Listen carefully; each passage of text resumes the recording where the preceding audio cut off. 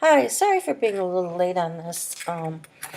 Life has intervened in terms of other papers for other classes I've had to grade, and guess I just didn't budget it out right.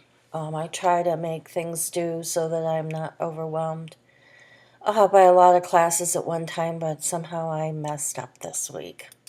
Okay, discussion boards were outstanding.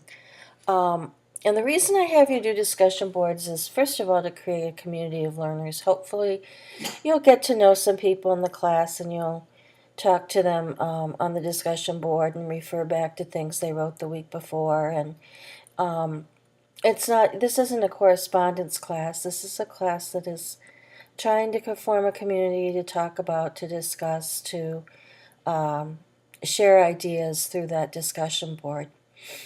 Another reason I have the discussion board is writing something down is like reading something 7 times. And I saw that on a uh, educational website, and I thought, yeah, you're right, because I remember um, in college I used to write things down.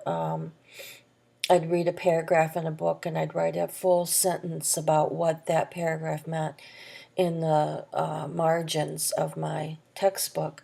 And I then go through and read those sentences to study for the test. Um, and I really like that you wrote what you thought and you responded to what others wrote. And you're getting a double whammy there because you're writing what you thought, and that's like reading something 7 times, and then you respond to what others wrote. You're going to remember what they wrote because it's like writing it down, or it's like reading it 7 times.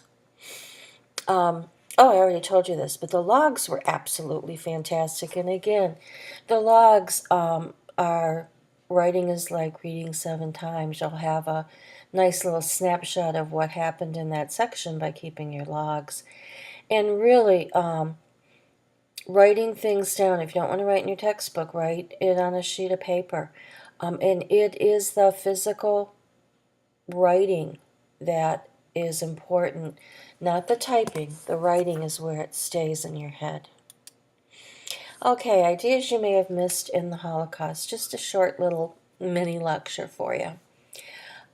First of all, in the Nazi assault, you learned of anti-Semitism and you saw the first stage of what they Nazis did when they first took power, and that was to strip the Jews of their rights.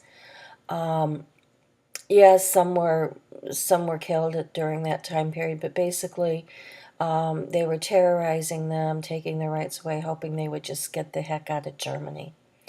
In the Holocaust, you see the anti-Semitism in action because now they're moving into other lands like Poland, Czechoslovakia, Holland, France, and they go. The first thing they do is strip these people of the rights. You see it in action, but you see the whole ideology in action. The Nazi this is the definition of ideology, and it can be anybody's, could refer to the Republicans, it could refer to the Democrats, it could refer to American ideology. In this case, we're talking about anti-Semitic ideology. And basically, the whole Nazi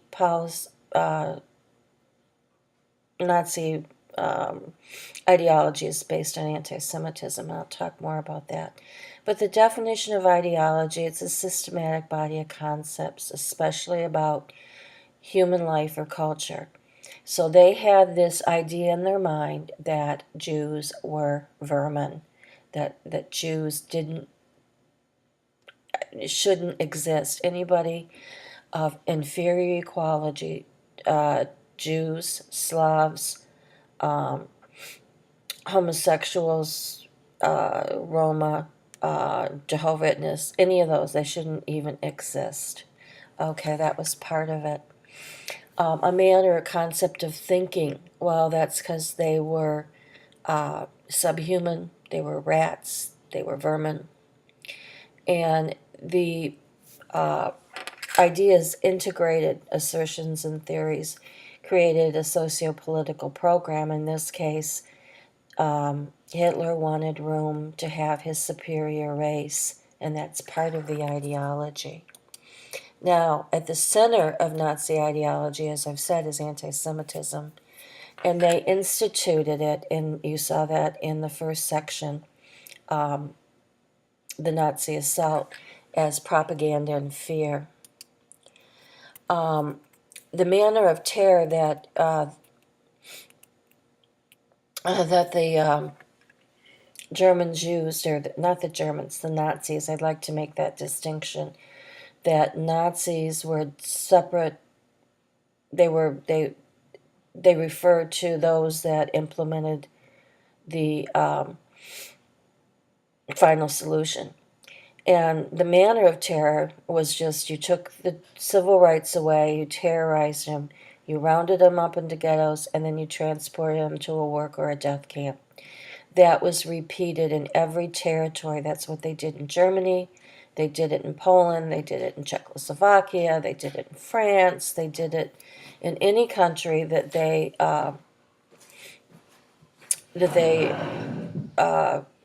went to. Okay, and it's just in Germany it took many years to take the rights away, but once they got to these other countries, these three things happened quickly, and not the years that it took in Germany. Now, I mentioned before death versus work camps, and that's important for when you're watching Escape from Sobibor. A work camp is where people are taken to a camp and used for labor. There were a lot of companies, Mercedes-Benz, Krups, IG Fargen.